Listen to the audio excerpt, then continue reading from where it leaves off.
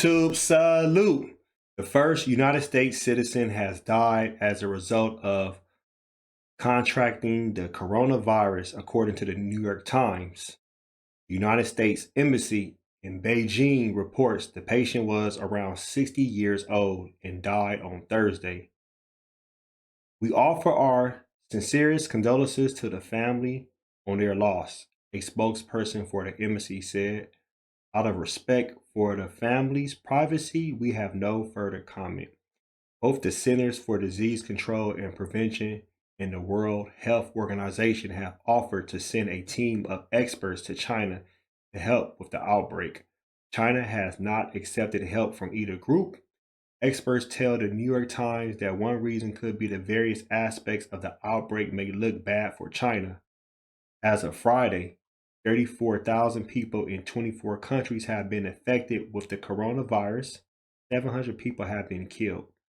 The news comes days after the death of Dr. Li Wenliang, the whistleblower who warned the world about the coronavirus.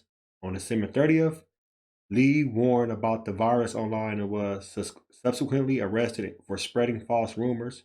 He was forced to sign a document which disvalued his statements. He died of the virus he tried to warn the world about on Friday morning.